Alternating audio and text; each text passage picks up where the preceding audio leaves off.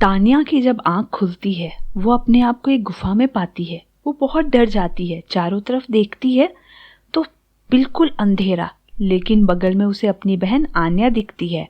आन्या उठो, हम कहाँ हैं? हम कहाँ हैं? मुझे पता नहीं ये कौन सी जगह है। बहुत डरावनी लग रही है ये जगह तो। तान्या और आन्या जब आसपास देखते हैं तो उन्हें बहुत सारे अपने जैसे बच्चे वहां पड़े हुए दिखाई देते हैं। दोनों और ज्यादा डर जाती हैं। ये बच्चे यहाँ क्या कर रहे हैं? ये सब तो हमारे जैसे हैं। ये यहाँ क्या कर रहे हैं? असल में वह एक जादूगर की गुफा होती है जो इन बच्चों को पकड़कर वहां लेकर आता है। तान्या और आन्या जानने की कोशिश करते हैं कि अभी वो जादूगर कहाँ है, लेकिन उन्हें कुछ समझ नहीं आता। वो थोड़ा और आगे बढ़ते हैं और उन्हें नरकंकाल दिखते हैं। तान्या सोचने लगती है कि वो दोनों यहाँ पहुंचे कैसे। उसे कुछ याद नहीं आता। वह और जोर देती है अपने दिमाग पे। हम दोनों यहाँ कैसे आए? सेठ गिरधारी लाल की दो बेटियां थीं, तान्या और आन्या। गिरधारी लाल एक संपन्न व्यापारी थे। उनकी शाख दूर दूर के गांव और कस्बों में फैली थी। धन धान्य की कोई कमी नहीं थी। नौकर चाकर, सिपाही, सलाहकारों की भरमार थी। इस प्रकार सेठ जी का भरा पूरा परिवार था। वो अपनी बेटियों को बहुत प्यार करते थे। दोनों शहर के नामी गिरामी स्कूल में पढ़ने के लिए जाती थी। सेठ जी कहते, मेरी दोनों बेटियां मेरा दाहिना और बायां हाथ हैं। जब ये पढ़ लिख कर बड़ी हो जाएंगी तो मैं धूमधाम से इनका विवाह करूंगा। सब कुछ अच्छे से चल रहा था। वो कहते हैं ना, विपत्ति आती है तो बोलकर नहीं आती। गिरधारी लाल की पत्नी बीमार पड़ गई। काफी कोशिशों के बावजूद डॉक्टर उन्हें बचा नहीं सके और बच्चों के सर से मां का साया उठ गया। अचानक आई हुई इस विपदा से सेठ जी भी स्तब्ध रह गए। कुछ दिन तक तो उन्होंने काफी कोशिश की दोनों बच्चियों का रखरखाव खुद से करने की, लेकिन वे सक्षम नहीं हो पा रहे थे अकेले ये करने के। लोगों के परिवार के दबाव में आकर फिर उन्होंने दूसरी शादी की। नई मां शुरुआत में तो अच्छी थी, फिर धीरे धीरे सेठानी ने तान्या और आन्या की उपेक्षा शुरू कर दी।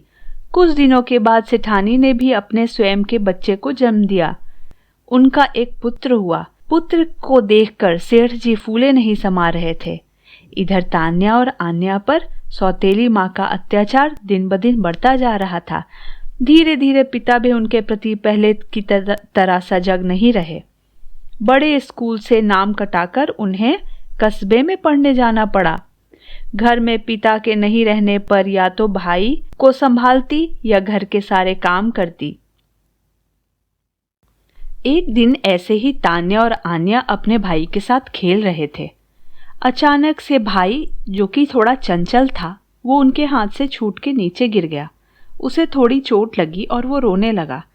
नई मां ने आकर उनकी पिटाई कर दी। तान्या और आन्या दोनों रोने लगे। यह उनके लिए अब नई बात नहीं थी कि माँ उनकी पिटाई करती।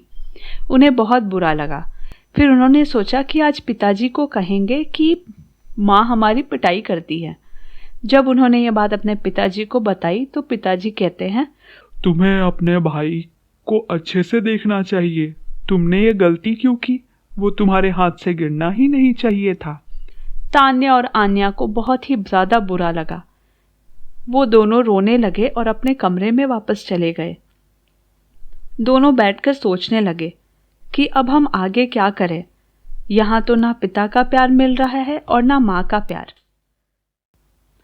अचानक से तान्या को कुछ याद आता है और वह आन्या से कहती है, आन्या, क्या तुम्हें याद है जब हमारी माँ थी वो हमें परियों की कहानी सुनाती थी और कहती थी कि जब कोई अच्छा मनुष्य परी को याद करता है तो परी उसकी सहायता के लिए ज़रूर आती है। हाँ, और माँ ये भी कहती थी कि परियों का देश है जहाँ सिर्फ परियां रहती हैं और वहाँ पे सब खुश रहते हैं। चलो हम चलते हैं परियों का देश ढूंढने। ढूंढेंगे तो मिल जाएगा ना। हाँ, पर कहाँ जाएंगे? जंगल में चलते हैं, शायद उधर कुछ पता चले हमें। ऐसा कहकर रात का इंतज़ार करने लगी दोनों बहनें। जैसे ही रात होती है सब सो जाते हैं। तान्या और आन्या घर से चुपचाप निकल पड़ते हैं परियों का देश ढूंढने। चलते चलते वो दोनों एक जंगल में पहुंचते हैं। अंधेरा बहुत बढ़ चुका था, दोनों काफी डर जाते हैं, लेकिन वो दोनों हार नहीं मान रही और चलती ही जा रही है। दोनों बहनें चलती जा रही थीं। उन्हें कुछ समझ नहीं आ रहा था, अंधेरे में रास्ता भी नहीं दिख रहा था, लेकिन उन दोनों ने अपने साथ टॉर्च लिया हुआ था, जिसकी रोशनी में वो आगे बढ़ती जा रही थी। अचानक उनके सामने एक बड़ा विशालकाय सांप आ जाता है। दोनों की चीख निकल जाती है और वो धीरे धीरे बेहोश हो जाती हैं। आन्या, क्या तुम्हें याद है हमने आखिरी में उस जंगल में सांप को देखा था? हाँ तान्या, तुम सही कह रही हो, पर वो सांप गया कहाँ? अगर वो सांप होता तो वो हमें छोड़ता जिंदा क्यों? वो तो हमें खा चुका होता। मुझे तो ऐसा लगता है हम उस सांप के पेट में ही हैं। अरे नहीं, यहाँ देखो, ये सब बच्चे जिंदा हैं, हम भी जिंदा हैं, हम मरे नहीं हैं। अगर हम उसके पेट में होते तो हम मर चुके होते। अचानक दोनों बहनों को कोई आवाज आती है और वो दोनों एक बड़े पत्थर के पीछे छुप जाते हैं। वह देखते हैं कि एक जादूगर आ रहा है और उसने अपने हाथ में एक छोटा बच्चा ले रखा है। उनकी नज़र जब उस बच्चे के ऊपर जाती है तो वो देखते हैं कि वो उनका छोटा भाई है। जादूगर अपने आप से बात कर रहा होता है। अब इन सारे बच्चों को मैं विदेशी लोगों को बेच दूंगा और खूब सारे पैसे कमाऊंगा। ये छोटे बच्चे के तो मुझे और भी ज्यादा पैसे मिलेंगे, और अगर किसी ने नहीं खरीदा तो इसके हाथ पैर तोड़कर इससे भीख मंगवाऊंगा। हा हा हा हा। ये सुनकर तान्या और आन्या बहुत ही डर जाते हैं और वो सोचने लगते हैं कि हमें सारे बच्चों को बचाना होगा यहाँ से, पर इसको हम मारेंगे कैसे? ये तो बहुत ही खतरनाक है और इसे जादू भी करना आता है। ये हमें मार डालेगा अगर हमने कुछ किया तो। दोनों बहनें रात होने का इंतजार करने लगती हैं और रात होते ही जैसे ही वो जादूगर सोता है, तान्या दौड़कर उसका जादुई छड़ी उठा लेती है और आन्या उस छड़ी को लेकर आग में फेंक देती है। जैसे ही वो आग में फेंकती है, बहुत बड़ा धमाका होता है और सब बच्चे, और दरवाज़ा खुल जाता है, बच्चे उठ जाते हैं और जादूगर भी उठ जाता है। तान्या दौड़कर अपने भाई को उठा लेती है और सब बच्चों को बोलते हैं, निकलो यहाँ से, दरवाज़ा खुल गया, निकलो यहाँ से, भागो यहाँ से, ये बदमाश जादूगर है, ये तुमको बेच देगा। शैतान लड़कियों, तुम क्या कर रही हो? मैं तुम्हें छोड़ूंगा नहीं। और वो अपनी छड़ी ढूंढता है और देखता है उसकी छड़ी गायब है। बच्चे मिलकर उसके ऊपर पत्थर फेंकने लग जाते हैं और इधर पीछे से आन्या उसके कपड़े में आग लगा देती है और वो जादूगर वहीं जलकर भस्म हो जाता है। जब तान्या और आन्या सब बच्चों को लेकर और अपने छोटे भाई को लेकर घर वापस आते हैं, उसकी माँ और पिता का रो रो कर बुरा हाल हो गया और उनको देखकर वो बहुत खुश होते हैं। उसकी माँ माफ़ी मांगने लग जाती है सारी कहानी सुनकर, अब से तुम तीनों ही मेरे बच्चे हो। कांता जादू टोना करती थी। दिन भर अपने कमरे में कुछ न कुछ अजीब किया करती थी। घर का सारा काम शालू से करवाती। शालू खाना बनाती, सफाई करती, कपड़े धोती। यह सब करके वो काफी थक जाती और सोमू बाहर का काम किया करता था। शालू और उसका भाई सोमू जुड़वा भाई बहन थे। वो अपनी सौतेली माँ कांता के साथ रहते थे। कांता की एक खुद की बेटी भी थी, उसका नाम सुहानी था। कांता और सुहानी दिन भर महारानी की तरह आराम फरमाते और सोमू और शालू के ऊपर हुक्म चलाते। एक बार सोमू बाहर से काम करके पैसे कमाकर अपनी बहन के लिए दुपट्टा खरीद कर लाता है। कांता शालू को दुपट्टा लेते देख लेती है।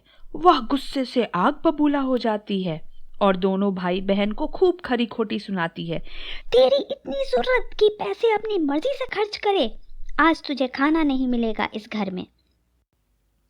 रात को जब सब सो जाते हैं तब शालू अपने भाई को उठाती है। भाई उठो, खाना खा लो, माँ सो रही है। इतने में कांता आ जाती है और दोनों भाई बहन की पिटाई कर देती है। सुहानी अपनी माँ को कहती है, इन दोनों ने परेशान करके रखा है माँ, आपने ही दोनों को सर पर चढ़ा के रखा है। कुछ करना पड़ेगा इनका, इनकी हिम्मत बढ़ती ही जा रही है। और इस तरह कांता अपनी जादू टोने से शालू और सोमू पर नजर रखने लग जाती है। एक दिन कांता और सुहानी कहीं बाहर गए होते हैं। शालू को याद आता है कि भाई ने उसको एक दुपट्टा खरीद कर दिया था। वो उसे निकालकर ओढ़ लेती है। इतना सुंदर दुपट्टा तो मैंने कभी नहीं देखा।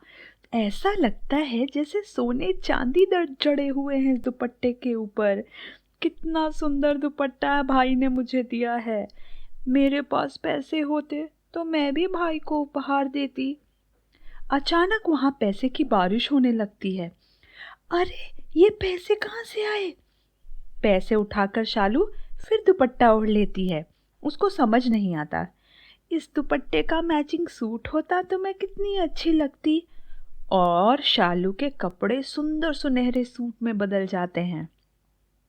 अब उसे समझ आता है कि असल में यह एक जादुई दुपट्टा है, जिसे ओढ़कर जो मांगो वो मिल जाएगा। शालू बहुत खुश होती है, पर दुपट्टे को छुपा देती है ताकि कांता और सुहानी को कुछ पता ना चल सके। सुहानी हमेशा देखती कि ये क्या कर रही है और माँ को जाके माँ के कान भरा करती थी। आज उसको बहुत मजा आया था माँ के साथ घूमकर। माँ आज कितना मजा आया, आप हर महीने मुझे सिनेमा दिखाने ले जाया करो और पॉपकॉर्न भी खिलाया करो वहां पर। ये चुड़ैल घर के काम ठीक से करे तो मैं ले जा सकती हूँ ना तुझे, पर ये दोनों भाई बहन निकम्मे कुछ करे तब तो, सिर्फ बैठ के घर में खाना खाते रहते हैं दोनों। शालू को यह सुनकर बहुत रोना आता है और वह बैठकर जोर जोर से रोने लगती है। मैं और भाई इनके लिए कुछ भी कर ले पर ये कभी खुश नहीं होंगे। और वो मन ही मन कुछ विचार करती है। जब शाम को भाई आता है और कांता सो जाती है, तब शालू अपने भाई को उठाती है। भाई उठो, हम घर छोड़कर दूर चले जाते हैं। पर कैसे, क्या करेंगे, कहाँ रहेंगे? और फिर वो उसको उस जादुई दुपट्टे के बारे में बताती है। अरे मुझे तो पता ही नहीं था वो जादुई दुपट्टा है। क्या तू सच कह रही है शालू? हाँ भाई। दोनों घर से दूर निकल जाते हैं। सुबह जब कांता उठती है, शालू चाय लेकर आ। कोई जवाब नहीं आता, ना चाय आती है। शालू, अरे ओ शालू, कहाँ मर गई? सोमू, सोमू।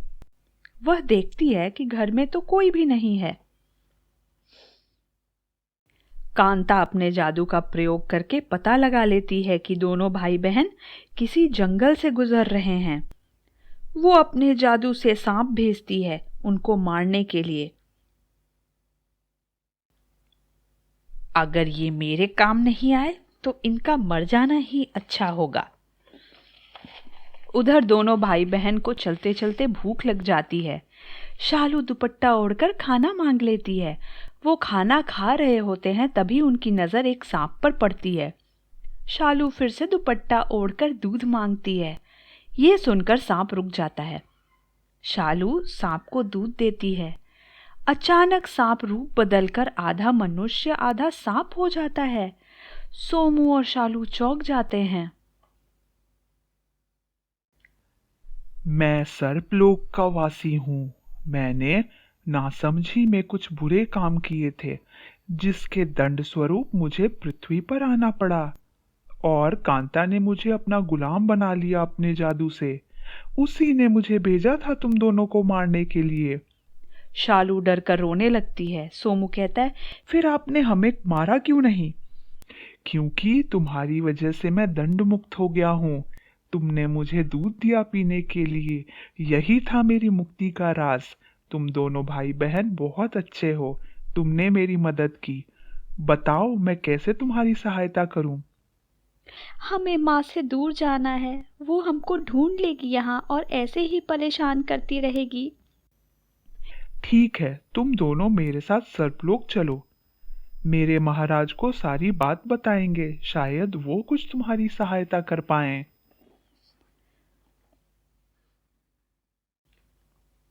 वो सांप उनको एक कुएं के पास लेकर जाता है, कुछ मंत्र पढ़ता है।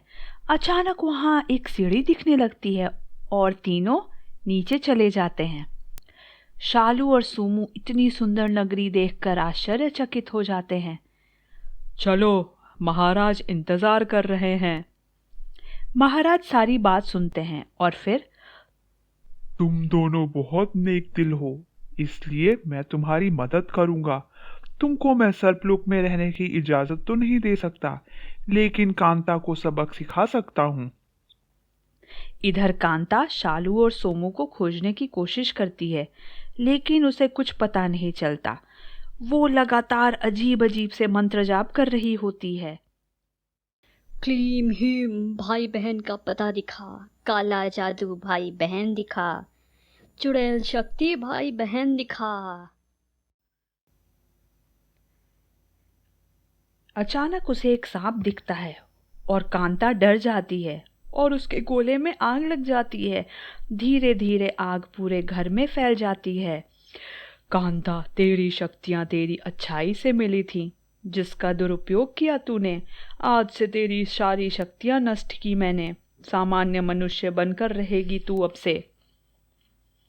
इधर दोनों भाई बहन ऊपर आकर जीवन यापन करने लग जाते हैं। खुशहाल हो गई है उनकी जिंदगी। उनका जादुई दुपट्टा सारी कमियां पूरी कर देता है। एक दिन शालू बैठकर सोच रही होती है। सोमू पूछता है, क्या हुआ शालू? भाई, मुझे माँ की याद आ रही है। काश हमारे साथ होती। क्या तू भूल गई वो हमारे साथ कैसा बर्ताव करती थी? मैं नहीं भूली हूं, पर बस वही तो थी जो भी थी। ठीक है, तू कहती है तो देख कर आते हैं। और दोनों भाई बहन पुराने शहर जाते हैं। अपने घर जाकर देखते हैं तो वहां सिर्फ जला हुआ कुछ बचा हुआ है और कोई आसपास दिखाई नहीं देता। तभी उनको एक बूढ़ी कमजोर अम्मा आती हुई दिखती है। शालू कहती है, अरे ये तो माँ है। माँ, माँ, आप कहाँ थी? घर को क्या हो गया? शालू बेटी मुझे माफ कर दे, सोमू बेटा मुझे माफ कर दे। सुहानी कहाँ है माँ? वो तो मुझे छोड़कर चली गई। मैंने तुम दोनों के साथ बहुत बुरा किया है। ऐसा मत कहिए माँ, जो है आपकी वजह से ही है। चलिए हमारे साथ। मैंने कुछ अच्छे काम किए होंगे कि तुम्हारे जैसे बच्चे मिले। और फिर वो तीनों एक साथ खुशी से जीवन यापन करने लग जाते हैं। अगर आपको हमारी कहानी अच्छी लगी हो तो प्लीज़ हमें लाइक करें, सब्सक्राइब करें और कमेंट कर बताएं कि अगली कहानी आप कौन सी देखना चाहेंगे। Thank you.